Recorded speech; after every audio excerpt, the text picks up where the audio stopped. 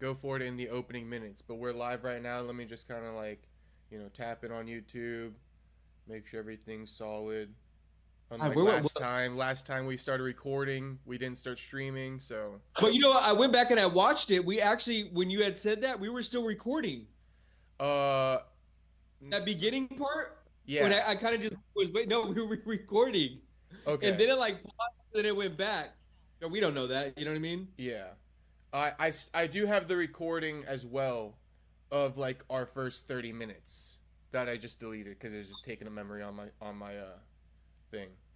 But well, I will say this: what you just dropped the Joaquin Buckley interview. Yeah, well, I haven't dropped it, so this is my strategy right now. Oh, you're dropping clips? Dropping some clips.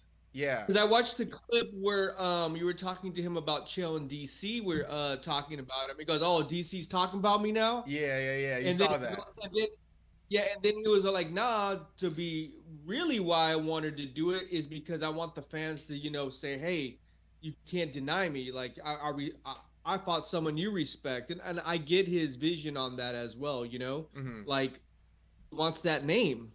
Definitely. And he's out to get the fans' respect, which I thought was kind of a captivating line. You know what I mean? Like, no. This one's about getting the fans' respect. You know what I mean? Yeah, no. It's almost like you have a checklist, right? You're like, all right, build up my brand, my profile. Let me get my name out there. Let me get this win. Let me get a knockout. And to have that on the checklist as well, let me get my respect from the fans. That's a checklist right there. Yeah. But... I'm not, okay. Hold on. You want a hot take? Let's hear hot take. What you got to say about JDM now, bro? JDM, yeah. Clap it up for JDM. Where you at now? Because you know what, bro? It was interesting because you talked some shit about JDM, like in the aspect of, I don't know if you said he was dodging fights or if he was like, he's getting fights that he. Yeah. I said he wasn't deserving of his opportunities in so many words, right? That might have been the exact word, but that's basically what I was saying. Other guys like Buckley were more deserving. And that he's boring. Personality-wise. Not that his fight style's boring, but he's got a boring personality. Which I gotta stand on that. And then I saw some clips after the fact, and I saw some, like, I'll have to send them to you. Maybe I'll even find one where like he was talking shit, but it was like in a way where it's like he was so humble about it, it made it funny. So I want to see like the real JDM come out because like I don't think he's as reserved as he's showing us. Like, and that's my there's point. Something in him. Yeah. All right. So that's my thing is like, let's get you out of your shell. I think a lot of these guys are in their shell. Let's get him out of his shell. Yeah. Let us get him out of his shell. Yeah. I would like everybody to get out of their shell. Yeah. You feel me? I'm completely out of my shell. It might have taken me a little bit to find my ground. Look at my first interviews like 3 years ago. Look at me now. Way different. But everybody got to get out of their shell. JDM's the champ now. Let's see what he does. He does have some good one-liners. He just needs to keep it going a little bit. Like, even with Islam, when they ask him, like if you notice, he created no headlines after the fight in the press conference. Because it's like, all he says is it's basically, come and get it. Islam, come and get it. And it's like, that's a good, like, I could type that out. But we can't get a video of you doing that for 5 seconds. You know what I mean? So like you can't post anything. Yeah, there's another layer that he could scratch, right? But performance-wise, hey, basically shocked the world. You know what I mean? I did say it was closer than people were making it out to be going into it. But with that being said, very exciting fight on both ends. I was locked in the whole fight. Yeah. I gotta give credit where it's due. Like I told you with JDM, coming off the bone surgeries, right? Even saying he wasn't deserving of the opportunities. He made the most of it, regardless of my opinion. He made the most of it. And that's all I can really say. You know what I mean? And I thought Belal's over here talking about he's the next GSP. Yeah. I guess he got a little too ahead of himself there, and that's the problem sometimes when you say things like that is the Bo Nickel effect. Bro, he didn't even do one title defense. And he started to act like he was GSP. He thought he was on the welterweight Mount Rushmore already, bro. Yeah. For me, I don't Dude. get too caught up.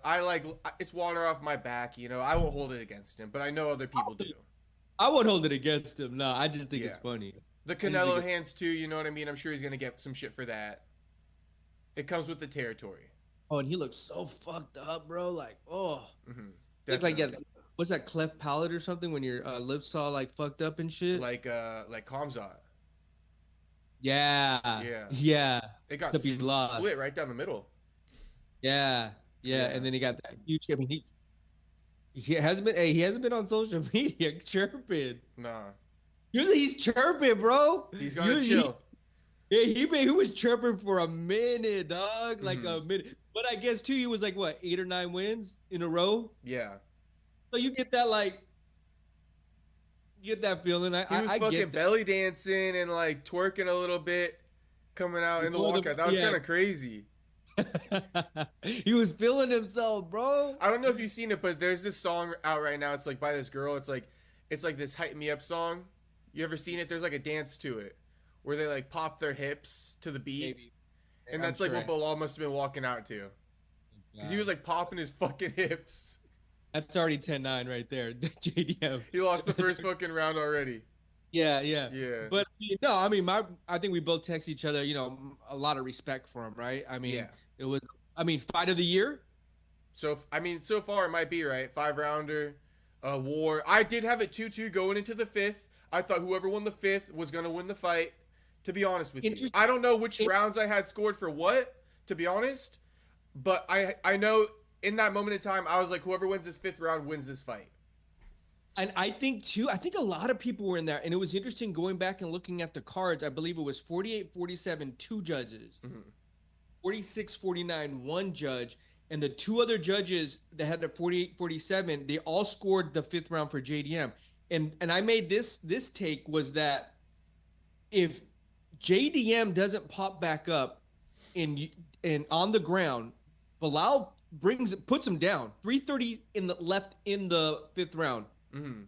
If he keeps that position, we may be having a whole different conversation right now. Well, definitely. That may have swung the other 2 judges, and we're talking now 10-9, 10-9, and now it's 48-47 on the opposite. It's a split decision. Yeah, for Belal. So yeah, that's my props to JDM right there, because a lot of people would stay in that position.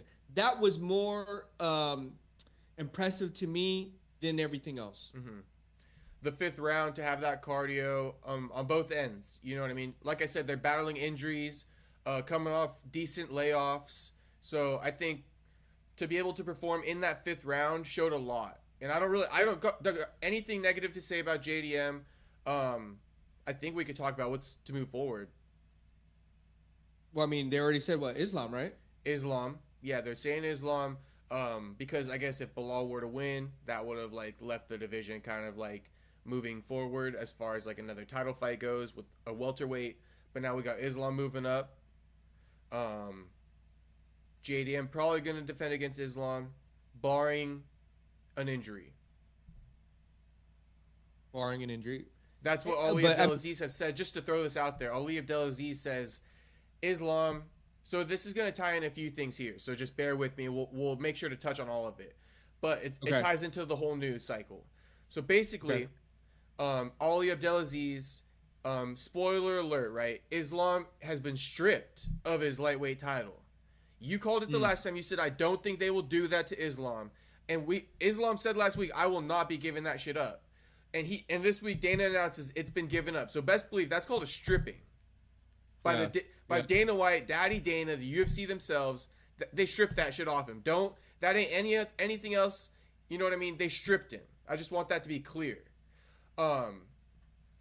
With that being said, Ali Abdelaziz says they would have never let him get stripped if the UFC didn't promise that when he fights for the UFC title at welterweight, it'll be for the undisputed, regardless of if it's against JDM or not. Meaning if JDM gets injured, no matter what time frame, right? If JDM gets injured, they're going to force JDM to relinquish the title, Jamal Hill style, right? If you remember that story. And then the title will be for he got injured, then it was an interim belt. Yeah, so then they would make it for a vacant title fight against the next contender. But whoever wins that will be the undisputed champion. Mm-hmm. Basically, if JDM gets injured, he has to relinquish his title. My thing, the UFC is making promises that, like, I don't think you can guarantee these promises on JDM's end. Like, can you really say if JDM gets injured, he's going to give up his title and JDM has to agree? That's fucked up. Because Jamal Hill did that, but he agreed. Jamal Hill talked to the UFC and he said, you know what? Boom, boom. I'll do it for the company. But I believe if JDM says, I don't want to do that for the company, that's his fucking prerogative. And then, if Islam does want to fight for the title, he either got to wait for JDM to be undisputed or he's going to fight for an interim. But Ali doesn't want Islam to fight for an interim, right? Because he, like, that's wasting time. Interim doesn't mean anything. Yeah, yeah. Well, I'm going to throw it out there. He's not going to get injured. He said he's ready. He said this week he's ready. Because he said he's taking a week off. Yeah. Ready. So line it up. Q3, Q4, Anaheim. I'm gonna say all the fights in Anaheim moving forward, bro. Because we need one, right? We need one fight in Anaheim. No, stack that motherfucker when we go. Just stack it. Mm-hmm. Just stack it. Give us everything. Give us everything. Okay, so you're not gonna put too much stock in the injury. No. Well, I mean, can it happen? Yeah, but I'm gonna say 90% it's not gonna happen. He's fine right now. He's ready to go. He's gonna go back to the gym in a week, so he's ready. Okay, but what do you think about the fact? See, that's fine, right? But I do want to get your thoughts on the fact of the UFC making promises on other people's behalf and making Islam get stripped, because that's another big story here. They forced Islam to get stripped. Last week, you said that it would be the craziest thing in the world. They cannot do that, and they just did it. I honestly don't get it. Like, to me, it's almost like, why can't we have double champs anymore? When did this decision become that all of a sudden we can't have two division? I think it boosts up the sport. I think it boosts up the name. Like, I love that. I love that even more. Yeah. Show us a legend. As long as you're active doing that, go for it. Sure. Right. And I'd like to at least give you the chance, but be quick with, like, then you could be quick with stripping. If you don't fight on a timeline of the UFC or something like that, stripped. End of story. And most times when someone moves up and becomes a double champion, most fighters aren't moving down to become double champions, right? Mm-hmm. Right. They don't want to cut as much weight anymore. They want to fight a bigger guy. It's a bigger challenge, you know, that you have to test yourself. So in my eyes, it's almost like if someone does want to become double champ, most likely he'll after a year, you kind of are gonna let go of your other belt and be like, all right, that's cool. I'm a champ over here now. Or if you lose that fight, you then say, oh, I want to go like what Volk did, right? He went to go back down to go like. And now he's chilling back down there. He's not. He didn't stay at lightweight permanently. Right. Yeah. Right. Yeah. He's like, all right, never mind. We played around with it. So I think there could be some like rules implemented, right? If you're a double champ and you go 2 years without fighting in one division, oh yeah, that's crazy. Yeah, I agree. You know what I mean? Just be quick with giving up the title, but I would say let him do it. You know what I mean? And at least let him hold it for the time frame that he can be a double undisputed champion. You know what I mean? Because that's another thing where, like, you could take away that title after he wins that second title, and then for that small time frame, he would have been that double champ. But you see what they did is they took away that title before the fight even took place, because again, they made a promise to Ilya that your next fight will be for the undisputed. I promise you. And they're doing this. They think, I don't know where they get these like crazy ideas, but they're like, okay, we did this with Ilya, now we're gonna do this with Islam. I guarantee you that they're like, hey, no, Islam, we promise you because we did this with Ilya. It's like, dude, you're making promises on everybody's behalf, forcing everybody, and I get that it's your fucking belt. I do get that. But I think that the champ has to have some kind of say in the matter, especially if they're trying to be active. Yeah, I mean, it sounds like moving forward, they're making some hard stances on a hard stance. But you know, and I guess I can't use John Jones anymore because John Jones will probably never ever go back down to lightweight, so he'll never have a problem of wanting to be a double champ, lightweight, heavyweight. Wait, so I'm assuming in the future, one day they're gonna have some guy that's gonna test the waters and be like, "Hey, I want to be a double champ," and they may give him a little bit more. I know it's this conversation will never end unless one day they just do a hard stance. I just don't see him doing it. Mm-hmm. Well, it seems like right now they're going pretty hard stance on it because Islam is right their now, like most warranted champion. That's the pound for pound true. guy. That's true. Yeah. Becoming one of the best ever in the sport. So it seems like there is quite a hard stance at this point, like now. And he's washed out the whole division. He cleared it out. You know what I mean? Like, name another guy for Islam, really. Like, sure, Arman, there's an argument. I guess there was the Ilya argument, but aside from Ilya and Arman, he cleared it out. There was no contenders. Yeah. That two names would have been the nail in the coffin. But then kind of what happens too, it's like then another rising star comes, right? In 2 years. Mm-hmm. Like, oh, but you didn't fight him. That conversation will always just keep going because there will always be a rising competitor. And then it will be Patty. Mm-hmm. Let's say Patty goes on a 2-fight win streak. Mm-hmm. Like, oh, but you didn't fight Patty. Exactly. Or if Ilya retires before fucking Patty gets to that title fight. Shit like that. We'll have to see. Yeah.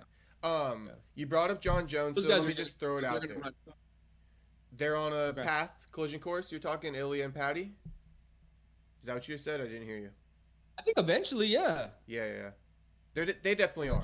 Well, right now, because Ilya's getting that title. Patty's got like one more win, and then he gets that fucking title. You got to give it to him, especially if Ilya wins. And he knows how to sell fights. He has a good name. You know, he's on a nice little roll. Like, I don't know. I forgot what his record is, but he's not undefeated, right? In the UFC, he's undefeated. Is he? Okay. Yeah, probably like 7-0. Good name. Honestly, with that win over Chandler, though, a guy like Chandler, like Ilya's fighting in the next month and a half, 2 months. If Ilya wants a quick return, I could see them announcing Patty versus Ilya. If Patty just sits and waits. Patty versus Simon. I won't disagree. Especially because Patty sold that fight already. Mm-hmm. In the post-fight call-out. He's a fucking sausage or whatever you want to call him. And a Twinkie. Sausage and a Twinkie or something like that. He's thinking like you. I still remember. You know what I mean? It's off the top of my head. I remember it. That's what you need to create these moments. He's just funny with it. His swag's just funny with it. You know what I mean? Like, he's just funny. Yeah, like, who cares? It's all good. I want to mention John Jones. People are saying, and I know it's not apples to apples because you just mentioned that. It's not like John is moving away from the division to fight for another title. But they are saying, damn, how the fuck, because on a timeline level, right, how the fuck are you going to strip Islam before you strip John Jones? Because, like, the argument there is, like, if Islam wanted to return back down to lightweight, you know what I mean? He could, in theory, do that in a time frame before John even returns. You feel me? So then how are you going to say you're holding up the division? Again, it's because they made Ilya a promise that he's fighting for the vacant title, undisputed title, regardless. Right. Since you moved up. No, you're 100% right on that. There was promises made behind closed doors. But the point about John Jones and kind of him not getting stripped, but Islam getting stripped on a short timeline. He's a lot. They give John Jones a lot more leeway. What's Dana White's like affinity with this? I'm so pissed off at the whole matter. Like, I'm done with it. Dana's like dying on a hill. It's like when somebody won't admit that they're wrong, you know? Right. He's dying on a hill. Even Tom is like, yo, like, let's move on. I'm wasting my prime years. I'll fight Cyril. Tom's father in their fucking like YouTube vlog was like, I don't know why the UFC wants us to wait. We've been telling him we want to fight. I want you to go off. Where was Dana White at the press conference? He wasn't there. What's happening, bro? Seriously, he was in attendance in the arena though. That's what was even crazier to me. Well, it's because I think Dana doesn't come out unless it's for guys who really want to sell the promotion. He's really tight like I am. Tight ass like I am. Like, I bet you he'll be there for Kamaru Usman, Joaquin Buckley. We can bet now. Just a friendly bet. 10 push-ups. I want him at every press conference. He's the face of the sport. We as media people, you should be more upset that he wasn't there because he gives you more juice. He's leaving us. He didn't give us any juice that night. No, I'm saying I'm agreeing with you. He does give juice. So go on. Keep giving your point. No, I'm just saying, like, as media people, you now got like not even the next best thing that to give you the post fight, That guy, I don't even know his name, Dave Schaller. Right. And so, like, let's say you got media passes that night. Like, oh shit, bro, I'm gonna go to UFC shit. Fucking, Dana White, fucking press. Everybody's from that waiting. Perspective. Everybody's waiting for that post fight press conference, bro. Because you always know Dana's gonna say something. Yeah. And we got removed of all that. Okay. His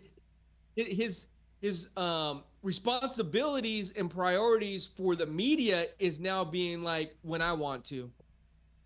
Yeah. When before we had a lot more juice. We did have juice. I guess my argument, right, and I do get where you're coming from there. I do. How pissed off would you be if you were waiting in the media day that night? I would be kind of like, damn, like I wish Dana came out. You would be pissed. You wouldn't be damn. You would be like, fuck that, dude. I mean, I don't know how upset I would be. We didn't get that at Bellator. I didn't say anything. But we're at Bellator. I know, but that guy didn't come out, so I don't know. I just don't know. We were just glad to be there. It's not like I get your point. I totally get your point. It's just something I'd never considered. Because I've never thought in my head like, oh, I want to go there to talk to Dana White. That wasn't my main prerogative, like behind wanting to go there. Okay, but how much shit do you sometimes give UFC media people that go there and give them easy ass questions? No, definitely. I get your point. I just don't know how mad I would be. This would have been your opportunity to be like, watch, I'm gonna show everybody right how to do if I had a question.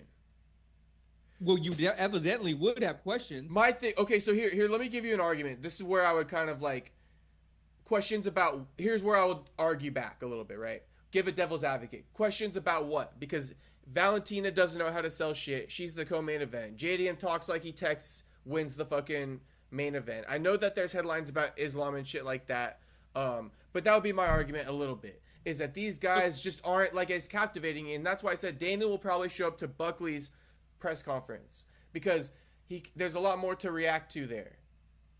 I mean, we got a ton of fights, right? You got UFC 316, you got the Buckley fight, you got the you got International Fight Week, right? So we're gonna have a lot of things here. And all these questions we just asked ourselves about Islam right now, the vacate. Hey, that would have been the question to ask him. Hey, so what's happening here? Does he have to vacate? Why doesn't he have to vacate? All these questions you could have. And I guess Dana would have said, because we've watched 1,000 of these.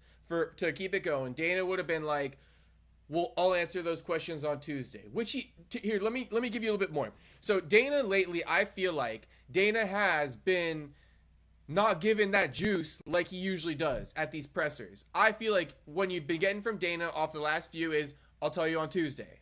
He doesn't even drop the nuggets anymore. So even when he's there, he acts tired. And so, okay, if you like all the stuff that you would have asked him as far as this future fight, he would have told you, "We're gonna make it on Tuesday. Don't ask me tonight." Okay, in the same realm here, we know every time Dana White steps on the press conferences, there's always 5 or 6 juicy takes, quotes, saying something he says that every media outlet's like trying to post. Oh, Dana just dropped this. Oh, you know what I mean? Like, just because he's like Trump, he can't help himself. He'll just go and give you his real opinion, Or a reporter says something stupid. It's almost like and we've said this before, I mean, he's partially checked out sometimes. He's not giving us the full product of what we expect anymore. And I don't know, bro. This fight was like, whoa, you're not here for this one? I can understand fight nights. I can understand this, but pay-per-views, people are paying money for this. I'll say one more thing about this, and we can try to move on. That comes with my pay-per-view fee. Yeah, the free press conference at the end. Dana White will be at the press conference. It's right there in tiny fucking little letters. All right, let me give you one more thought, one more perspective. And I feel like I'm kind of how do I put this? I'm almost being like surprised you're so like not mad at him. No, because here, let me give you 2 thoughts. Dana White and him showing up there, and the zingers he gives, the 5 zingers. I think to some degree, let me give you a perspective where it's one of those zingers is John Jones, Tom Aspinall. 100%. He's been asked 1,000 times about it. He has no new news to deliver. He knows he's going to be asked it because there's nothing else to ask. He wants to avoid the question. Yeah.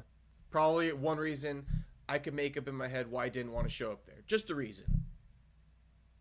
So maybe the journalists got to do better and make him want to come there. If they keep asking the same tired-ass, sorry-ass questions, because you're saying, like, as a media guy, with that take, if they keep asking that same sorry-ass question, Dana's going to be sick of it. He doesn't want to go there. But if these guys come there, they challenge him, they give him good questions, there's good back and forths, he might come back and show up. Oh, that's like the NFL coach who fucking loses 16 games in a row. You better show up at that motherfucking press conference. That is your job. But it's not apples to apples there. That is your response. That is Dana White's responsibility to us as fans and as to media. Well, it's developed that way. It's developed that way for the fan because people love it. But really, he doesn't owe it. He owes it. He doesn't. He owes. Yes, he owes us 100%. That's because it. the coaches owe it contractually. Dana White comes there to promote the promotion. You know what I mean? It's different because he owns the fucking business. So he could take that away and it doesn't matter. So that's why we gotta. It's a fine line with Dana. You can't it's a fine line. There's a lot of intricacies to it. Let's say he doesn't show up for the Joaquin one. How will you feel? I'll try to give you a better take then, I guess. But I would be surprised. Let's bet something. Let's bet like 10 push-ups. I want him to go. I want him to go though. It's like I'm betting against myself. It's not like I don't want. Okay, so you agree? Yeah. You agree that he's gonna show up there. I hope. I'm praying. Okay. See, okay, and then if he does show up there, let's leave it like this. If he does show up, that proves my point that he's not gonna show up to these things if you're like a person who doesn't create headlines. I'll do this. I'll bet red or black cup. What does that mean? You know, he always comes out with a different color cup. Oh, well, he's usually promoting something like Power Slap, Blue Cup. Right. So I'll bet that. That I'll bet. Oh, I don't got anything for you there. But I bet he'll be there. I'm betting that I hope that he's there. Okay. Fair enough. We'll see. But my point is, if he's there, that proves my point. Dana's interested in these big names. And even winning a title doesn't mean you're a big name. So just food for thought. If you're like Dana will show up, for example, Ryan Garcia, right? It was the question, but it was almost the fight of, bro, it was the fight of the year, and you're not there. Just to pay respect to the two fighters that put it all on the line. I'll give it to you. I'll give that to you. I'll give that to you. John Jones still not fighting. Don't get me started. It's so true. Like Darren Till. I get messages every day from people like, when are you coming back? We need a superstar. Now, granted, look, I'm from Liverpool, and there's a guy flying the flag for Liverpool. I know, Paddy. There's still your superstar inside the FC, but it does feel like it's just dampened a little bit. Fights aren't getting made. It just all seems a little bit fake and stuff like that as well. Like, I don't know. I don't want to. It's kind of cutting out. Okay. Basically, Darren Till basically just the fights aren't getting made, but then what did he say after that? He said there's no superstars. You want me to give you a take? Yeah, it goes. It seems like when I was in the welterweight division, it seemed like it was just killer's row. Now the welterweight division just seems shit. I'm sorry to say the welterweight division is on its ass. I don't know about that necessarily. I don't know about that either, bro. But I will say, the fights that should have been made, you know what I mean, that aren't getting made, let me tell you. And it'll sound somewhat critical, but it's the truth. John Jones Aspinall should have been made, right? So that's an example that proves Darren's point. But do you think John Jones is dragging that out, though, or do you think that's Dana White's fault? If you were to put blame, who do you put blame on? I put blame on Dana White for not taking no for an answer and like letting his pride get in the way of Tom Aspinall's career. To be honest with you, I believe Dana White made the promise, and he's such like an egotistical guy sometimes about like keeping his word and his fucking image in the media about promising things and then like, you know what I'm saying? And it's actually messing with Tom's fucking career. That's what's really frustrating me, because I feel like Dana White could tomorrow say, fine, John, title, we're taking it off you. When you want to come back, guarantee you a title shot, just like he's doing with fucking all these other guys. Yeah. But he's not doing that. Yeah. So it's like Dana's fault more than John Jones. John Jones says he doesn't want to fight. Take the belt off John Jones. Promise him the title fight when he comes back. End of story there. Now, you give Tom Aspinall his fucking belt, or you let him fight for the vacant title against Cyril Gane. But I'm pretty sure if you're interim and then the guy gets relinquished, you become undisputed and you can defend it against Cyril Gane. So that's what I believe should happen here. And I blame Dana White for not making that happen, because the only reason why he wouldn't is because he wants to fulfill a promise that nobody fucking cares about anymore. I'm not going to watch John Jones, Tom Aspinall out of fucking spite in about a week. Oh, how about that? Dana, fucking, you're about to have to oil up in a week, because 7 days from now, I won't watch John Jones Aspinall out of spite. You got 7 days to book it. Boycotting. Or I'm done with it. We got fucking John Jones on a fucking moped in Thailand, grabbing on some guy's fucking like pigtails on the back of his hair. No Diddy. Like, what the hell is going on here? Talk about he's living the best life, that you just living it up. It's like, yeah, go ahead and live your best life, John. Now let go of the fucking title. If Dana's not going to force you to, why don't you be nice enough and just let it go at this point? We know, like, doesn't that sound like the best idea? Just guarantee John the title fight when he comes back. It's the same buildup. And he's going to fucking come back. Yeah. It's just like, you got to force his hand a little bit, or else this guy right now, because John is just asking for like $15-20 million. So say, no, sorry, belt's mine. How long and how many months are we going on here now? Since November? Honestly, I can't even remember. I don't know when he fought Stipe. It was Madison Square Garden, November. Okay, so December, not many. It's only been like 6 months. It hasn't been a long time. But still, even if they announce it, like you said, they're not going. We know they're not going to announce it in a week. Well, these are these stipulations too, because John's doing a reality show. John wants 3 months. Yes, in Thailand, he's doing a reality show with Nate Diaz, Ultimate Fighter runoff, Russian style. Why? The same thing Aljamain Sterling and Peter Yan just did in Russia. That just ended. They're filming a new season with John Jones and Nate Diaz. That's why John Jones was on the back of a moped with some guy in Thailand. No Diddy. Is that for the UFC? No. I don't know what the now. That's a whole now. Yeah. That's where he said, "I'm enjoying my life. I'm living my best life," because everybody's talking shit. I thought he was on vacation. No, everybody's talking. Not that he's on vacation. They're like, "Why the fuck?" Exactly your reaction, your raw reaction, is what everybody commented when they found out he was doing this, and that's why he went live saying, "Everybody's calling me a duck, but I'm just living my best life." So there you go. Makes sense now. Makes total sense. Fuck him. And so that's why he should be fucking stripped at this point. Because on top of what he's doing there's another stipulation he put out. Like, I want 3 months to train from the date the fight is announced. So that means all this, like, he's got another month delay before he can even think about getting the fight announced. Then 3 months from now it has to happen.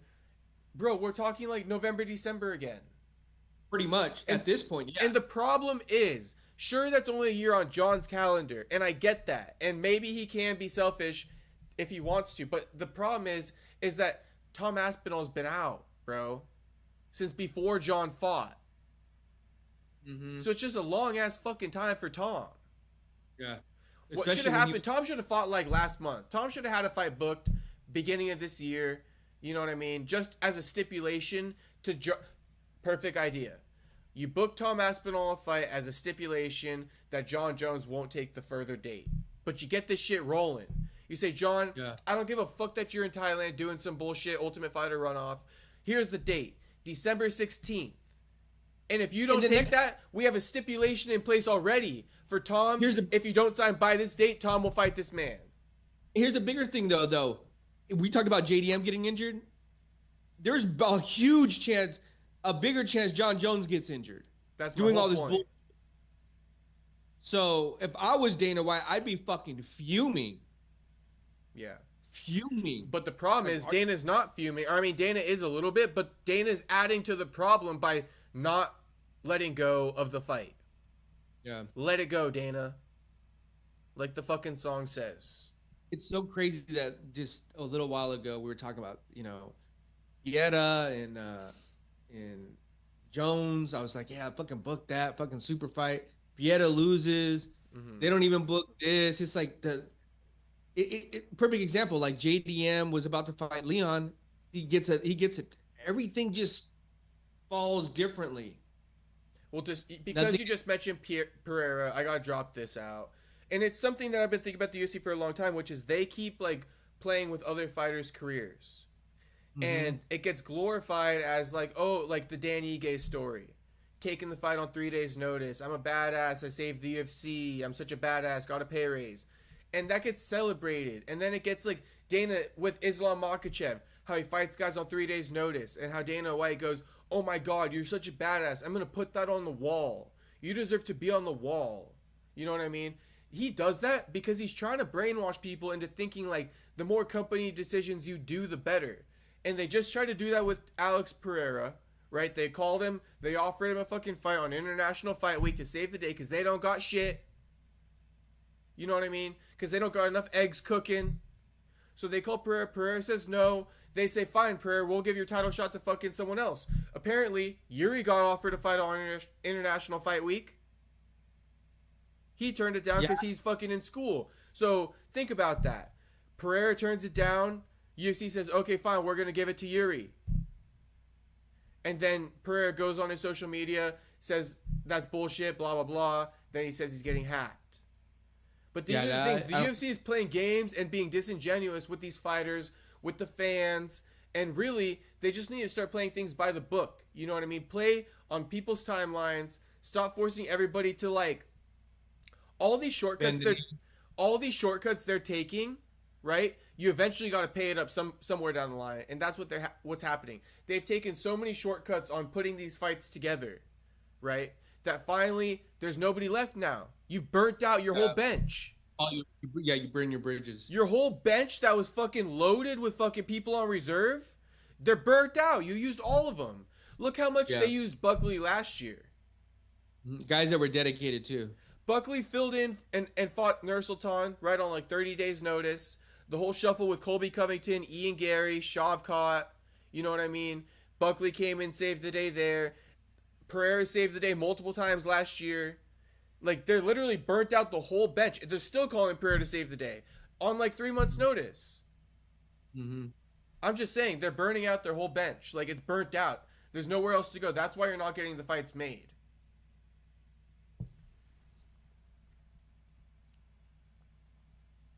I agree with you. All right. That's that. We'll move on to the next topic. We went on a good one. Let me see here. Okay, so I got a couple good ones for you.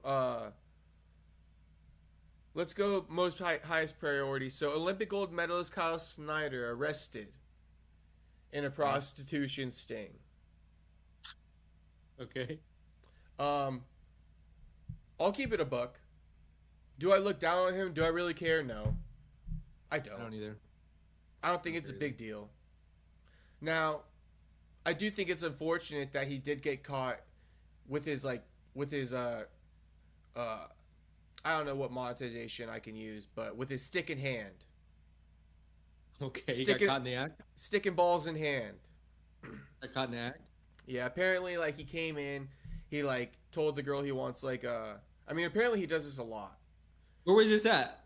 In, like, Ohio, and he, like, hit up some girl on, like a, you know what I mean?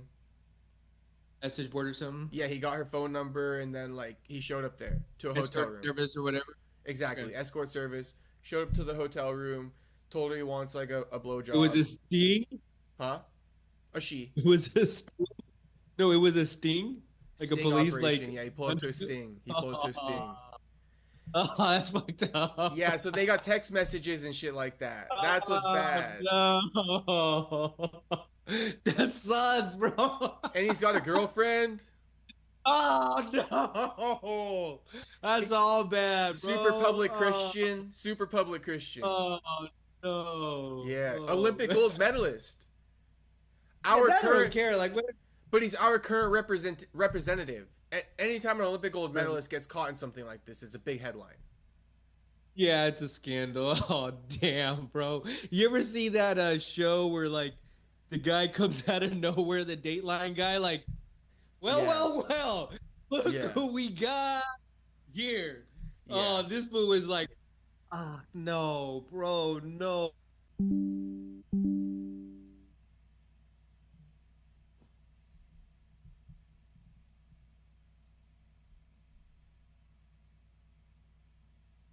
And we're back. Damn. We just came out of a fucking we just came out of it. That's crazy. Out of a vortex.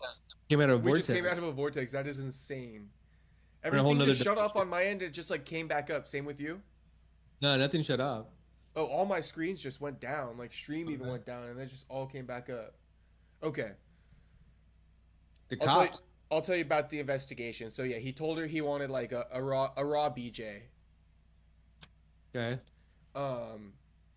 And that was his thing for the day, huh? That's what was gonna get him off that night. yeah, you know what I mean. Shout out to him. They pulled up, and he basically walked in the hotel room. She went in the bathroom or something like that after he confirmed it, and then he sat on the bed. By the time like the cops came out to get him, pants and dick already out. He was ready. He was ready. Like, hey, I'm here, baby. What's up? Yeah.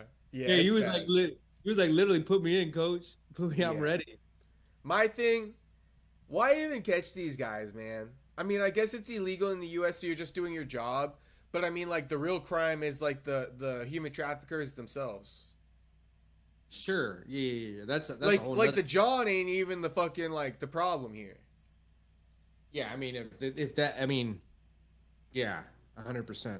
Because maybe this is even a crazy take, and hopefully you don't get uncomfortable. But my thing is this: I almost think that like the S work, right? The S work. I think like there's always gonna be women out there who are down to do it, and I think while there is trafficking, I'm not gonna deny trafficking, but I would say a large percentage of people in that type of field as well want to do that. Yeah, I mean, so, you're talking about like a percentage, right, of sex workers that are like, you know, what you just said, that are being trafficked. Like that's the crime. You go after that's those. what you people. go for. Yeah, yeah. I almost think you should legalize that shit, like they do in like China and stuff like that. Like prostitution. Yeah. I mean, because like I said, there's women who actually want to do that. So just make it legal so they don't actually have to break the law, and then it's very clear who's trafficking and who's not, because you're not breaking the law by doing it, right? So if you're trafficking, that's where things get shady. I think in Vegas, like you got to get like a license or something. I don't know. So it's like if you were to look down on somebody for doing it here, I feel like you got to look down on like your homie who's done it in Amsterdam, and I got homies who have done it in Amsterdam, and I don't look down on them. So why the fuck would I look down on Kyle Snyder? Yeah. Unfortunately, he should know his status. You know what I mean? Yeah, I mean that's the type of thing. Like you like go to a massage parlor. Not only that, like if you're that type of statue that maybe some money and shit, you know, set it up through like something that's gonna be like, you know, reliable and credible and shit. Don't mean someone at a fucking hotel room and shit. Yeah, like whatever. What if that person was there, they're gonna rob them? You know what I mean? Like it could go, that could go sideways a million other ways and shit. Right. That's why I said go to like a massage parlor, because like what you're doing is pretty shady. I feel like you're just calling a number off an online ad, and you don't know who's behind that. That's literally taking a gamble. Yes, yeah. I'd get like my number one man, like, hey, bro, set this up. You go down there. Let me know it's all legit. Right. Call me up and if they arrest you. Hey, cool. Yeah, but you even got to be careful with that, because if your homie gives a number, you never know if they could get compromised, you know, and now they're working for the police. All right. Well, I guess we weren't homies. No. If the people like the prostitution ring, if they get caught by the police and now the cops are like, all right, we need to use you to catch like the Johns. Okay.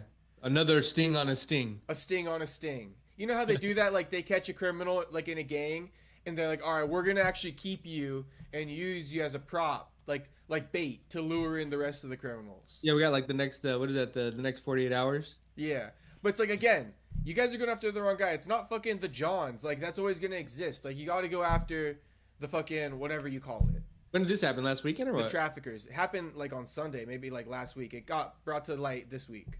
Oh, after church. Brutal.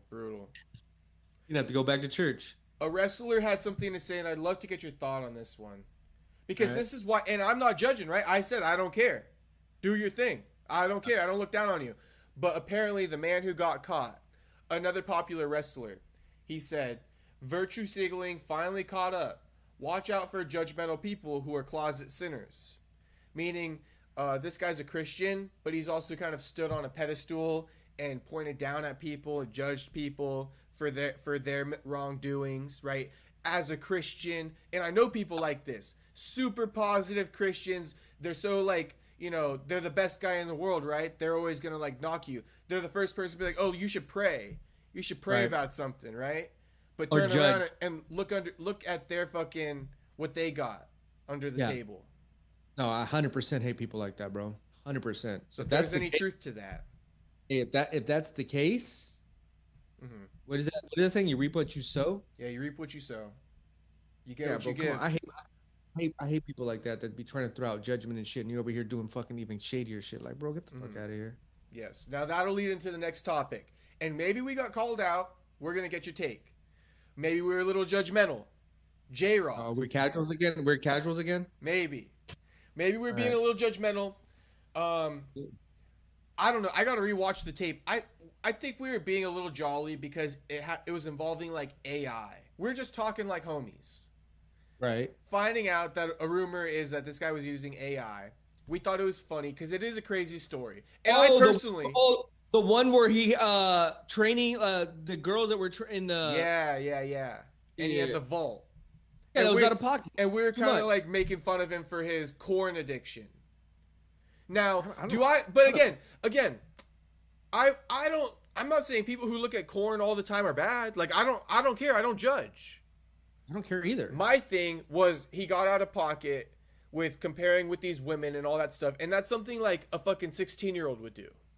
Yeah, it's taking it too far. Once you grow up to a certain maturity level, like that's taking it too far. Like you can watch all the corn you want, you know what I mean?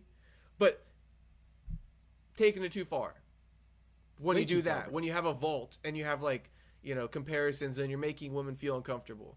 Because I would feel like a creep. If I did that myself behind closed doors without talking to anybody, in my own mind, I'd be like, dude, you're kind of creepy. Yeah, you're weirdo now. So why can't I say that about him? I don't know. We did say that about him. Yeah. So what was the So what was the backlash that we did? Let's read the comment. Let me pull up YouTube real quick. You know, he gave a thoughtful comment. He's actually out of San Diego. Out of Dago, all right. Yeah. So, let me find the comment. Anyway, while I'm finding the comment, let me give you another backstory. So apparently he wasn't using AI. He made a statement which I'll play for you, and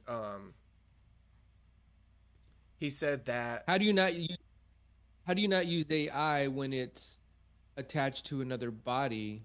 it or a wasn't face? he had pictures from Instagram, and basically he had their corn star lookalikes. So doppelgangers. Okay. So he would look for like if he had like a Latina girl, right? He like pulled up a picture of Luna Star and put them next to each other. And see what I mean? I'm name dropping Luna Star just so everybody knows low key that I'm tapped in. So if you think I'm judging because the guy's addicted to corn, you're crazy. Right. Because I'm literally name dropping Luna Star, and I could name. Drip out. Wait, you got Luna Star in the building? You got Luna Star in the building? Oh my god, bro, that's so funny. That's so funny.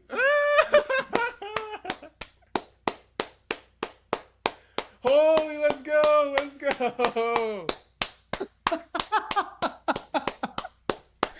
Shout out to Luna Star. Yeah, Hey, we love corn stars. There ain't nothing wrong with them. My homegirl, one of our co-hosts, she was at the what is that? The Brazers porn convention in or corn convention in Vegas and got that signed for. Dang, that's Hi, dope. Luna Star. Hell yeah! Shout out Luna Star. That's crazy. Shout out Luna Star. You know what I mean? She's gonna be like on the show moving forward, bro. Hell yeah! Shout out Luna Star. Right there for the fans. That's trying funny. to pull it up right now. That was gold. That was gold. and that just proves the point. If anybody thinks we're judging, you're crazy. We could care less if you watch corn. That ain't what we were saying. Now let me pull this up. Okay. What I was saying, it's too much. It's extra. Hey, homie left his phone number, so you might have to phone him after this. If he was out of pocket, you might have to call homie and let him know. All right. He says this. He can stop by the station if he really wants to. Yeah, perfect. He said this. These lads may be well-intentioned, but they're being very judgmental and seem not to understand the depth of corn addiction and how impairing it can be. Lads, you are only making it more difficult for men to speak up. They may fear being called weirdo, crazy, nuts, as you do in the video. Please educate... And we did... I think you called him weirdo. I'll still say it weirdo. Okay, fair enough. Please educate yourself about how impairing this addiction can be and modify your approach to the subject matter. Have you no empathy for J-Rod? If a close family member of yours, male, approaches you and tells you they have a corn addiction and told you they have been doing things they recognize as morally wrong or abhorrent to them, or not, would you say, man, you're crazy, that's some crazy shit right there. That's too much, bro. You can't get off from normal stuff? I did say that, didn't I? All right. I challenge you. Are you clean from corn? For how long? Were you exposed at a young age? Do you understand what it's like to be addicted to corn or to anything? I'm a clinical counselor in San Diego, California. If you're struggling with corn addiction, feel free to message me for your resources. I'm giving him a free plug at 619-510-0702. Sebastian Paez. Bro, it's real talk. I mean, I'm an addict. I know addicts. You know what I mean? Like, we're talking. There's levels to this shit, right? Mm-hmm. Like, there's levels. You can't have enough self. If someone came up to me, my brother, a friend, you, like, bro, get your shit together, dog. Mm-hmm. The fuck you doing? Yeah, I would laugh at my homie's face as well. I wouldn't laugh at him. I would check him, like, dog, what the fuck you doing, bro? Get your shit together, homie. Yeah, exactly. Like, you got bigger fucking goals. You got bigger responsibilities in your life, and you're gonna let this shit fucking get you down? Nah, bro. You better start looking at what you're really doing in life and what you really want to accomplish. Evidently, you don't have big enough goals in your life. Evidently. And you're talking to a person that was an addict, that has probably done every drug that you don't even know about. Do I think it's an addiction? Do I think of the problem? Yeah, of course it is, bro. But like, you need that person needs to start having some discipline, some self-control. Go to running, go to the gym. Go, if you need to become religious, go become religious. I don't know what the fuck you need to find, but J-Rod. You need to find something. Well, whoever this guy is. You're talking to the commentator or J-Rod? The commentator dude, bro. Okay. Anybody that has this type of addiction. Anybody that thinks so you think the commentator is enabling this behavior and is like residing in this behavior? He's excusing the behavior. To an extent, yeah. I think it's so like, okay, if someone comes, okay, I'm gonna use the example. If someone comes to me and says, dog, I'm fucking addicted to fucking heroin and meth and crack, I'm gonna have a lot more sympathy. And I'll be like, bro, do you want help? Like, hey, let's go, like, try to get you some help, homie. Mm-hmm. Like, on a real tip, like, hey, you see them falling down, like, you know, they're not the same person, man. Their families they're stealing, they're robbing, they're doing all the wrong things in life. I see someone that's, like, addicted to porn, it's more like, bro, like, you need to start having some self-control and gut check yourself, dog. Yeah. Evidently, you have too much time. I don't know what it's like to be addicted. I mean, let's keep it a buck, right? That's what we do here. We keep it a buck. And I feel like when you keep it a buck, you can't be called out. So let me keep it a buck. Like, I don't even know what addicted to corn is. Maybe I am. I've been watching it my whole damn life. Well, I mean, when you so start, like what is like addicted, like, but that doesn't mean that I take my coworkers or women in the gym and I look them up on Instagram and I screenshot their photos and then I go pull up Luna Star to the next Latina girl that I just found in the gym and I make a fucking vault that's, you know, possessed of like 50 different women. yeah, that is weirdo shit, bro. That So I don't know what to tell you. Like, and if I did that, I'm a fucking crazy guy. Yeah, and so like And way too that's horny. almost here's the here's the thing, like, you know, there are people in this world that Diddy is an example, right? You could talk about porn addiction, right? When you start Try to say crossing the corn as lines much that- as possible. I think I even slipped. Corn. All right. When you start crossing the lines that you are putting other people's lives at harm, Mm-hmm. there's a big problem, bro. And someone needs to check you. You know what I mean? Because there's not really, because eventually you start pushing the line to like, okay, well, now I'm watching corn, but now I want to go get an escort. So now I want to go have the escort pee in my girl's. You know what I mean? Like all the shit that he's coming out with Diddy. Now I want to travel across the world and go be with underage. You know, now I want to be with lady guys. You know what I mean? Like, You've so seen like, it unravel. yeah, You've seen it unravel in very many different directions. You got Diddy, right, you got Epstein, and you got J-Rod. right. No, Yeah. Yeah. Shit, bro. no. I mean, no offense to J-Rod. That's not what I meant. But you get what I'm trying to say, right? It's a slip. If you It's a slippery slope. it's though. a slippery slope, and it goes off in many different tangents. And I'm the same with you. Like, hey, I got too many vices in addictions, and you can add corn to that list, right? Mm-hmm. However, I feel like I have enough self-control in my life, enough discipline in my life that it's like, you know, something that's not going to overcome what I'm trying to do to become successful. Or almost To, you know, possess like- your thoughts when it comes to everyday interactions. I guess that's something you Right. might want to check. And if that's the case, challenge yourself or talk to a guy that's like in the comments. I'll give him a shout out for that. Like if there is someone out there, yeah, go get some help then. If it's getting to that point, that person's gonna need help. Mm-hmm. So I'll take his advice on that, you know, to be like, hey, yeah, we can advise people like when it gets to that point, start seeking some help because there's a problem here, right? Mm-hmm. And I'm not laughing at that. I'm more like, bro, that's just out of pocket, dog. Like if you were in my circle right now, I'd tell you that to your face. Like, Yeah, bro, definitely. what are you doing? I could agree with that. So And what are you doing, bro? Or like, listen, we not hanging around no more, bro. Like I'm not hanging around with a person like you. I mean, see, because that's the other thing, right? Like, I was gonna say, like, the girls, I don't know how much of victims they are, but because I can't put myself in their position. That's why I don't have much to say. Because I feel like maybe it's not that traumatizing. I forgot. You said you don't have sisters, or you have sisters? I got like a stepsister. I got a sister too, like half sister. Bro, if I found out that was someone did that with my sister, I'd be fucking infuriated. In high school, one of my homies caught on to my other homie's sister's corn vault, and he shared it with all the homies, and she found out. Everybody found out. Okay, that's another. That's exactly what you just said. Discussion. That's exactly what you just said, though. Wait, that a friend of a friend found a sister's. You vault? said that if somebody spreaded your sister's photos, right, like around, like nudes, so to speak, you would be pissed off. that they made. I'd be pissed off either way. Yeah, he made them. way, She right? she took them. Yeah, you're right. Yeah, you know what I mean. Like, especially if someone made them, I'm like, whoa. Now, if I'm getting to a point where like my sisters are already older, you're grown ass adults and shit. Like, if that's the decision you're gonna make, you know, to put that out there, then you know I can't stop it. Yeah, but do you think it's you think it's traumatizing for the woman that happened? Like, I know I'm that sure you as a brother might not like it, but as the woman, because if I found out a woman did that about me, I'd be like, oh damn, she wants me like that, like damn. But that might be all I think.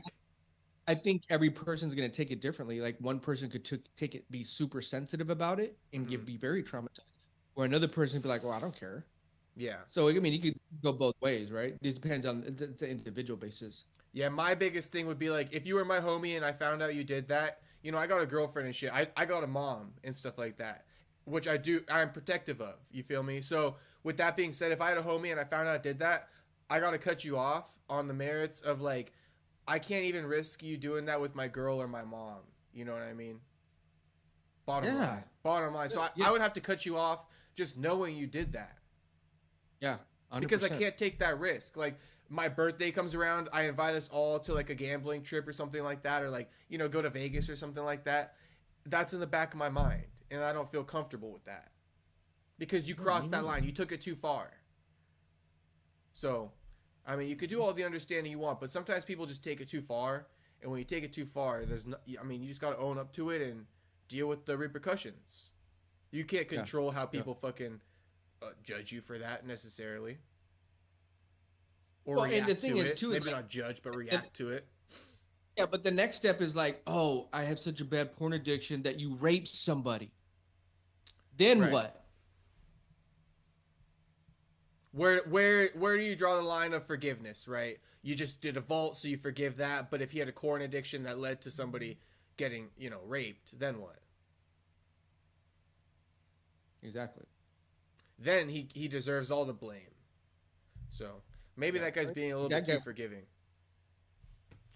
Now, I don't. I mean, like, no, I agree with them. Like, hey, you know, you run across somebody, yeah, let's point him in the right direction, but not gonna excuse it. Yeah. Now let me read something else to you. A development on it, because like I said, J-Rod said that it was like a vault involving like pictures off Instagram, right? Mm-hmm. So they made a statement about it. Responding to basically the claims that it was kind of innocent. Are you ready? Yeah. All right. It says, first and foremost, I did not want to make a statement regarding Jacob Rodriguez, let alone a second one. Jacob Rodriguez put out another video which has misled people to believe that he was asked to leave because he simply downloaded images off Instagram. This was only part of the story, which resulted in false information being circulated and blame being placed upon myself and other women at B Team. The secret vaults contained Instagram images and explicit images. Multiple folders were created, organized by females' names, to which pornography that resembled the female was placed into their named folder. To my knowledge, AI was not used and the photos were not secretly taken. I will not comment on the individuals as their privacy and safety is a priority. These photos were discovered in September 2024.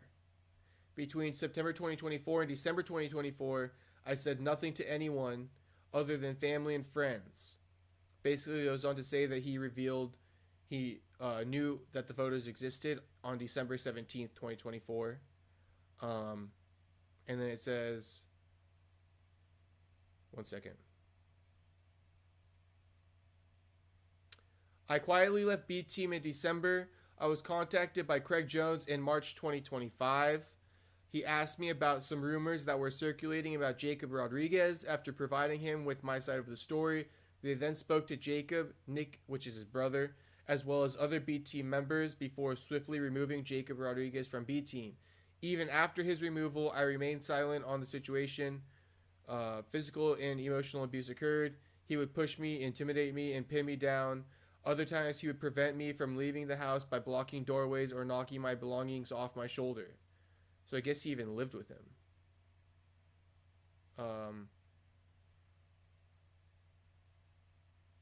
It was brought to my attention that Nick and Jacob were accusing me of lying and being crazy. Instead of focusing on the issues, they went straight to protecting Jacob's image, and I took this as an attempt to prevent me from coming forward. This is exactly why most women say nothing. This behavior not only disgusted me, but hurt me as well. Did I make videos to vindicate myself? Yes. People are accusing me of, let me see.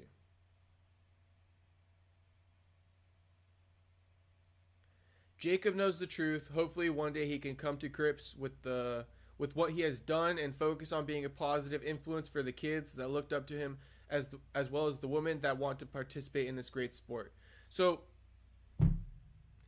now it's coming out. This man is coming forward because people found out about it. And he's being forthcoming because people found out about it, right? But apparently somebody who didn't want to speak at all and kept it really quiet under wraps is finally coming forward and saying, they said I lied about it. They tried to tarnish my reputation. They tried to cover it up. And that gets you no respect. Yeah, I mean, you're almost part of the problem. No, not the person who wrote this, but they're saying Jacob, the person who got caught, he tried to cover it up with his brother. Oh, I see what you're saying. Okay, Yeah. okay. They knew somebody knew about it, right? It's as if I'm that guy, right? And I know and you find out. I'm the guy and you find out. And I know you found out. So now I try to tarnish your reputation even though I committed a wrongdoing. Yeah. That's what they tried to do. So he's making these videos trying to be super forthcoming, right? And trying to come off as innocent. I actually kind of felt for him. And I was like, you know what? He's being a man. He's speaking about it. Reading that for the first time and hearing that, you lose a lot of respect from me. And I don't believe that you're a kind person just because of what you portrayed in that video. Are you trying to manipulate the whole situation? I believe this person. Yeah. You know what I mean? So, sure, you're being nice and friendly and forthcoming, but I think deep down there's a lot more to it and a lot more manipulation. So, going back to that commenter, you know, I think Jacob deserves all the criticism. And needs help. And probably needs some help, yeah, because clearly he's crossed the line. Should call that dude. Should call that 61999. We don't need to call that. That dude. No, we don't. Jacob needs to call them. Because, you know, guys like you and me, you got Luna Star up in your office. You know, I'm very familiar with her work, and we're good. We're not doing anything. You know, we're gonna go to bed. You know what I mean? Nice and peaceful tonight, without any vaults. Oh yeah, I'm completely fine, bro. So this guy over here with over exaggerating the corn addiction was a little bit much in hindsight. No, Jacob needs to call him. Yeah, he needs to call him for sure. Let me know if you want to get in contact, homie. I told him he would be we'd be live today, so maybe he's watching. Let me see. I got probably one more for you. Okay, let's go Tory Lanez. I know you wanted to talk about it. I broke you some news about it, so let me know if you want me to give you a backstory for the audience or if you want to lay that out there, but I'll give you the floor. Yeah, I mean, basically, you know, I saw what you sent me, Poetic Flacco, you know, WAC 100. Everybody at this point should know Tory Lanez, you know, is in prison for 10 years. He's in a California prison. I can't say it's like an Indian name, a native name. Over here, I think north of San Bernardino, California. Yeah, he got stabbed 14 times by another inmate, a Mexican inmate, Chicano inmate. And at first, you know, kind of what you sent me, you know, what kind of about a lot more politics involved when it comes to races and about, you know, moving money around and giving a little bit more power to some of the black gangs in prison right now. Mm-hmm. I took it at face value. I was like, that would make sense. Now, kind of like doing a little bit more, talking a little bit more, hearing a little bit more. You know, there's always going to be a race war in prison. That it is what it is. That's been going on since prisons were made. That's how it runs. Right? Is how it runs. There's a lot of politics involved. B, for the audience, and you know, that prison is basically a 50-50 yard. And basically with like SNYs, and it's not general population prison. And I don't even know if you know what that means. I know general population, but what's 50-50 with this SNY? So basically like a 50-50 yard is going to be a prison that's going to have a lot of like, you know, have you ever heard the expression 5150? Yeah, when someone goes crazy in the streets. So, right. And so when you go into who's been 5150 several times. So when you go into jail, bro, they put those type of people in a certain population. There's a lot of weirdos, bro. Okay. So those prisons that are ran like that, they don't really have the same politics and the same rules and the same shot callers in those prisons. Mm-hmm. A lot of those, and that's why they kind of put them all together. The SNYs are a population of inmates that are basically have been charged with like rape, molestation, something that has to deal with that. Mm-hmm. Typically, those type of people will not survive in a general population prison. They will be the first attacked because of what their record is. Yeah. So, and when you go into a general population, bro, like everybody already knows what you were in for. So it's almost like, you know, off the bat they know like, oh, this did do this did do that, like, especially from like the top guys. And so things when things get put in decisions, like especially when you're on a yard and you got your blacks here and your Mexicans here, things kind of have to move up a chain. Like it's very regulated like that because they don't want to really start a prison war. In this aspect of what happened at this prison, the question still stands, like, why is Tory Lanez in here with all these type of inmates? So basically, it's like all crazies. Right. If you're either like a rapist or you're 5150. Right. Not all, that's but crazy. Yeah, not all, but that you're dealing still with a lot of unstable mental people, right? So Bailey, there's almost no normal people in there. To an extent, right? Of course, you're gonna have your outliers, right? But to an extent, yes. Okay. And let's just say that's we're using this 50-50 yard, right? But let's just say 50% are yes, but 50% are no. And the other for 50% are like kind of crazies, on medication, have some type of like rape charges, molestation charge, something that's like, these guys are fucking nasty. We don't want to deal with these people, bro. You know what I mean? And the other people just kind of stick to themselves. So the rules and regulations there ran a lot different. Now this guy is what they're saying. They already released he's Mexican. Basically, they're saying, and he's a lifer, so he already don't care, bro. Basically saying that he had said something smart to Tory Lanez had said something smart to him in the past, and then he said something about this. I don't know if it was wife or someone that came to visit him, and that's why he attacked him. So the politics side of what like Poetic Flacco. It just doesn't, in my opinion, like hearing some other like hood vloggers and shit, it doesn't make sense because they're right. Like you have some like, basically like people will say, you know, he wasn't with the program. Like he wasn't like following all the rules that need to be done on a daily basis. That's why he got checked, you know, stepped on, stabbed, whatever. And in this situation, it's just so loose there that there's not like a lot of like programming there. It's just a whole different environment. Yeah, they're still in prison. So it's just a scuffle, and some guy stabbed him 14 times. No, it wasn't a scuffle. The guy was going after him because he felt like Tory Lanez disrespected him. Right. But it was a one-on-one beef. Right. So it wasn't this whole race war. It was more Tory was being a hothead, like I did say, and then the guy needed to get his revenge. And the reason why I'm leaning towards that like side of that angle is because of the people that are usually in that type of prison. You know, people that have come out and be like, bro, like general population, they're locked up in A, B, C, D, these 4 or 5 prisons in California. There's like 4 main, like fucking, like real, like prisons with like shot collars in there, bro. Like these aren't crazy people. These are like just gangsters, you know? Yeah, so this prison isn't run by race. Right, it's always will be, right? But it's not it's not that big overlying presence like most other prisons are. Like, let's say you and me, we would like, I don't want to go there. Yeah. I don't want to with all those dudes. Like, I'd rather be in a general population and be like talking to someone that's sane. Yeah, and it does depend on where you go because I know that in like Utah, it's also like there's a different way they run it to where they avoid like the whole race thing. And here's the other thing too, like, and then you have like the PCs, right? The protective custody guys. Most of the protective custody guys, they're put all together. So it's almost like and that's because they either snitched on somebody, they got stabbed, and they want to get out of the gang, and they don't want to be or even around general population anymore. Because the minute those PC guys, protective custody, get back into general population, it's a red light. Just because you stepped out like that. So a lot of times these other prisons, they're housing people that are like in a whole different realm of like prison life. You can still have life.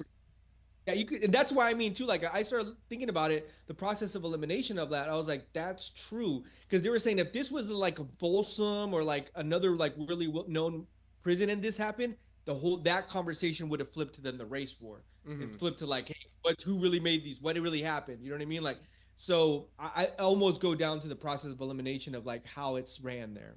There's my 2 cents. So I guess like what happens from here? You think he's just gonna like PC up? Bro, he should be happy he's fucking alive. Yeah. Like he literally almost lost his life.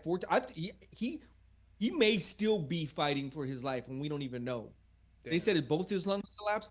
It goes to show you that, and we talked about this in the beginning, bro. Like, there's no honor amongst thieves, man. This gang life and this gang culture and this prison culture, from King Von to Little Durk to Nipsey Hussle. I mean, we could go down the list of people. Draco that have been murdered. Money Sign Suede was murdered in prison by his own people.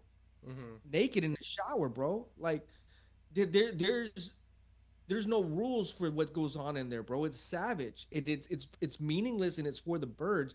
And it goes back to our original conversation when I first met you. That's why I'm so glad we're doing this type of podcast, because it's uplifting. It's trying to lift up the community, get people out of the streets, get people out of the life. Like, why? Like, Tory Lanez dropped a mixtape talking about a prison life and shit, glorifying it while he's in prison. And let's not act like Tory Lanez wasn't like, dying to, not that he wanted to go to prison, but Tory Lanez is the type of guy who's going to like, make the most out of being a guy who went to prison and flex it and like glorify it. He's not the type of guy who's going to be like, talking about what you're talking about. Not only that, you want to push your weight around a little bit. You want to, get a little disrespectful. Look at the results. Mm-hmm. Exactly. You almost got your life taken now. Mm-hmm. And now moving forward, it's almost like, you ever see like that bird that like only got one wing and shit, and he's just, you feel bad for it. Yeah, that's Tory. He's gonna be a lot slower, bro. Yeah, I guarantee. I guarantee his little chirping is not gonna be as loud anymore. He even knows how hard it is to breathe right now. Just air. That's crazy. He's literally in a hospital right now, bro. Like. You know what I mean? Like 14 stab wounds. How long do you think that takes to recover? 3 months? Quite some time, depending on how deep they are. Exactly. Yeah. But they said both his lungs collapsed. Like, bro, this wasn't literally, life was on the line. And the type of people he's in there with, that's not surprising that he got stabbed 14 times. You feel me? See, for me, I'd be like, man, I'm just trying to get out. Right. But here he is, arguing. Right. With a lifer. Mm-hmm. Evidently, this dude does not care. What does that guy have to lose? Right. But that's what you're dealing with when you go into a system like that. You're dealing with people that have nothing to lose. Mm-hmm. Regardless of 50-50s or, even molesters and rapers, they can still kill you. Yeah. That's what Tory does, though. Tory loves to fucking, get one over on somebody and feel like the big dog. But he's a small guy. He's got to chill a little bit, especially in prison. Well, he got 10 years in there. Yeah. Okay. That's pretty much the show. No Okay, well, this is Hazmat. DDP was just announced. Okay. Hazmat, DDP. Ding, ding. Ilya versus Charles Oliver. Ding, ding, ding, ding, ding. Right. There was one more, right? Pantoja versus Kai France medium. I love that. Yeah. I love that. Yeah. I think that whole UFC 317 is stacked. UFC 317, who's on that? I'll read it for you. Okay. Stacked. Ilya versus Charles. Kai France versus Alexander Pantoja. Darush versus Moicano. Brandon Royval versus Menachem. I really love that fight. I like that fight too. I'm waiting to see that. Paulo Costa versus Roman Kopylov. Mm-hmm. I want to see Roman and see what he does. I think he takes out Kopylov.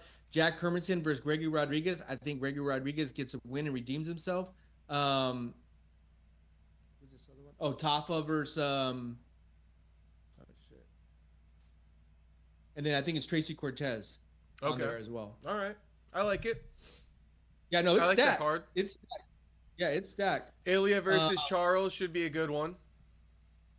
Yeah, of course. Yeah, of course. You know what they're gonna Ilya's gonna hype it up for us. Ilya's gonna hype it up. Charles will do his thing. He's gonna do everything you want. Everything I like. Everything I ask for. Kai's gonna come out and say something. Moicano's gonna come out and say something. Yeah. And then I can't wait for DDP versus Hamzat. That's probably my most anticipated fight. I would say of all the fights that got announced, that's the best one right there. Because, to be honest, Islam Ilya was kind of that same level as DDP Hamzat. Oh, yeah, big time. So, but here's the thing. Ilya Charles isn't as big. You already see what DDP said? What'd he say? Because they announced Imavov's the backup fighter. What'd he say? Looks like I'm fighting Imavov. No. He's like, oh, good to know I'm fighting Imavov on this stage. Yeah. DDP's undefeated. He's too good. Too witty. Who do you got this weekend? Michael Morales and Gilbert Burns? I think I got Morales. I got Morales too. Bro, I think it's the disrespect. Go on the YouTube channel for UFC. Look at the media day. They put Gilbert and Morales media days into one video. I shit you not. That video is 24 minutes. How long you think? Okay. How long you think Gilbert's media day went? You would think half. No more than 4 minutes. Oh, it was in and out, huh? He got asked like 2 questions. Wow. The disrespect. This man's fought for a title before. I don't know. I didn't even watch. I didn't even watch Michael's press conference because the guy doesn't speak English. Yeah. So I don't know. He's getting hyped. I guess he's got a lot of like Ecuadorian people coming in. Media. Well, I mean, dude, like, you know, he's a rising star, undefeated, 25 years old. He fights out of TJ right here. Mm-hmm. I'm definitely rooting for him just for that. I mean, just a lot of. I also didn't know. I believe both his parents were Brazilian black belts. Okay. So I was more worried about what his ground game is. Like, no, he got a really good ground game and he got hands. He's young. So he's going to know how to, work on his back. So I want to see, this is going to be the biggest test for him. But if he gets past this test, he gets in that top 10. This goes back to our conversation. All killers in the welterweights, bro. You're going to add him into that conversation because then it's going to be like, who does he fight next? Yeah. We'll see. And I'm like in the impression, like, give him Leon. If he wins, give him Leon Edwards. He'll get a good name. I mean, think about it. JDM, who's his last win? Gilbert Burns. Gilbert Burns before Belal. The last win was Gilbert Burns. Okay. Sean Brady, last win before Leon, Gilbert Burns. So my point is Gilbert Burns is that guy who gives you a good opponent. You beat Gilbert Burns, you get a good opponent. He's the ultimate gatekeeper in my opinion. He's the top echelon gatekeeper. Vicente Luque is like the top 15 gatekeeper. Gilbert Burns is that like top 10 gatekeeper. You can go into the top 10 if you beat Gilbert. You get into the dance. You beat this guy. Yeah. Colby's like top 20 gatekeeper. Steven Wonderboy's actually top 15 gatekeeper. He's in there too.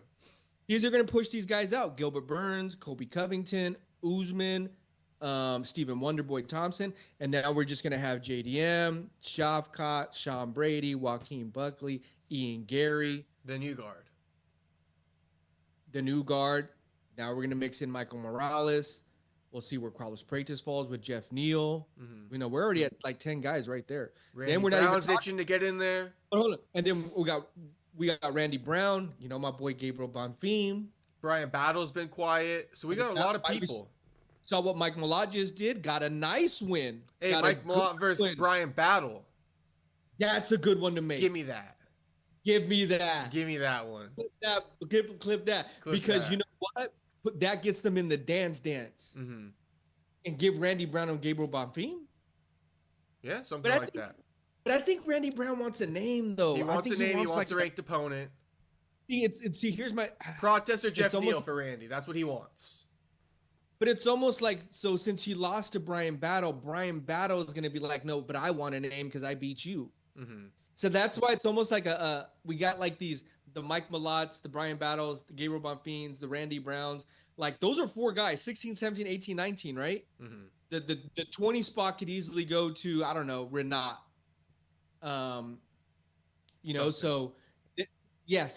Neil Magny. but then you get the Stephen Thompson out, you get the Gilbert Burns out, you get the Kobe Covington out. You know what? Give Randy Brown Kobe. Shit, I wouldn't mind it. That's a great one. Give any of those guys, and then what we got? Luque coming up. He's fighting. I don't know who he's fighting. Kevin Holland. Kevin Holland. So Kevin Holland's a good name. I don't know. I see Kevin Holland losing this for some reason. I don't. I'll go against you there. Really? Yeah. Well, it's always because like every time I get my hopes up for Kevin, it's like, see. Yeah. That's my only thing. If he and let's say that is true about Kevin. That is true. And let's say he does beat Luque. Let's say he puts on a good performance and he beats him, right? He gets the spot, 15. Yeah. Do you give Rude Boy to Kevin Holland? Because if I'm Rude Boy, I'm like, let me get his spot. I would like that, yeah. I'll give you know it to what? him. Any of those guys will probably have foaming at the mouth for that Kevin Holland fight. Yeah. All of them should be, because it's almost like you got to beat the Luque or the Kevin Holland to get into the dance to be deserving of that. And I don't know, bro. I think that's what makes this fun. Is the Mike Pilates, the Randy Browns, Gabriel Buffins, the Brian Battles, and there's gonna be a guy at the end of the year. You and I are gonna be like, bro, you see that? Mm-hmm. Somebody's gonna make it to the top. Yeah, someone we're not even talking about right now. Yeah, so we'll see. But I like that. Randy Brown could even fight Kevin Holland with a win over Vicente Luque. And the last words here. So let's just play this out. Should Belal get Shavkat? I never even thought about that. I mean, but look how the downfall of Belal right now is, bro. He doesn't get a rematch. He's not going to fight Ian Gary. He's not going to fight Sean Brady. They're probably going to put Sean. Okay, do you like Sean Brady, Ian Gary? 100%. 100%, right? 100%. I love the fact that they both were there, and even Sean Brady said we kind of looked at each other like, all right. Mm-hmm. And even Ian Gary is smart enough to be like, all right, bro, we should be the number one contenders. Mm-hmm. But if Joaquin beats Usman, he's gonna be like, whoa. Right. So it's almost like everybody's like who. So I see Ian Gary, Sean Brady. Joaquin does his job. Usman allow Shavkat because they're. I like the Shavkat. Well, and they were supposed to already run it, right? And here's the thing too: Shavkat just got out of surgery. I didn't even know that. Yeah, so Shavkat's got to fight again. Well, but he's on a shelf again. Belal is definitely on the shelf right now. Exactly, but I'm saying Shavkat lost his number one contender spot. Perfect, fight the former champion. Exactly, and then that's going to probably take them 3 or 4 months to get healed. To say, okay, fall time, right? Mm-hmm. We got Gilbert Burns, Michael Morales. Michael Morales fights the winner of. I think he should fight Leon Edwards. The question then comes to who does Joaquin fight? Does he? But do you think they're not going to say, okay, so wait? But if they do Sean Brady, Ian Gary, and that's the number one contender spot, what are they going to do with Joaquin? Simply put, I believe this is just my opinion. Joaquin is going to get the precedent off the merit. Okay, if they're both equal, right? If they're both equal, you go with the bigger star. And in my personal opinion, Joaquin is a bigger star than Ian Gary, and he's a bigger star than Sean Brady. And I can actually prove it to you. Because Ian Gary, rage bait aside, right? Rage bait aside, Joaquin Buckley does more numbers than Ian Gary. With like on social? Yeah, on socials. And when he does rage bait, Joaquin did more numbers than him. So on both platforms, basically what I'm saying is this. Dana White face-off. Joaquin's last fight did millions more than Ian Gary. On top of that, when Ian Gary said that he doesn't understand Joaquin Buckley speaking English on Full Send, I compared the likes. Buckley's response got more likes when he said he doesn't speak Cucanese. So that's how you know. You like Joaquin is the bigger star. Yeah, so we got Belal number 1, Sean Brady number 2, Shavkat number 3, Leon number 4, Kamaru Usman number 5, Ian Gary number 6, Joaquin number 7. Joaquin beats Buckley. He gets the number 5 spot. But does that make sense here? That's why you got to put that down and listen to me here. No, but this is what I was going to say. This is what I was going to say, though. If Joaquin does his job, he needs to steal Ian Gary's light and say, I want to fight Sean Brady. And okay, I don't think that's going to happen. Okay. In my opinion, he's just got to fight Kamaru Usman and he gets the title shot. Because Brady's going to fight Gary. Whoever wins that one after Joaquin beats Kamaru, I'm saying they're equal. They both deserve it. So who's the bigger star? Give the opportunity to the bigger star. All right. I mean, I'm here for it. Don't get me wrong. I'm Yeah. here for it. You know what I mean? No, Like, that's my like takeaway, because we can't keep making them fight and eliminate everybody, because instead of the Joaquin Sean Brady fight like you suggested, how about this? Joaquin gets the fight because he's the bigger star. Then that person who wins between Ian Gary and Sean Brady, you're next up. isn't it crazy, bro? 3 months ago, we were like, you know, how we were kind of talking down on Sean Brady, and now Sean Brady's basically the #1 contender. Yeah. I mean, I still got my opinions on Sean Brady. And the downfall of Belal, bro, like probably having to wait. The downfall isn't that big unless it takes him more time to recover, and they give like, what about this, Joaquin Buckley Shavkat? I just think there's no point in Buckley fighting a second time after Usman. All right. Yeah, that's my thing. All right. If I got you. If the UFC wants to make money, they know where it's at. Got you. Yeah. Run that up. Get him the belt. All right. It'll be simpler when that happens. Trust me. Let's go. All right. End of the pod. Shout out to all the boys, all the return viewers. Shout out to Vaughn if you're watching. Red Wolf, Fool.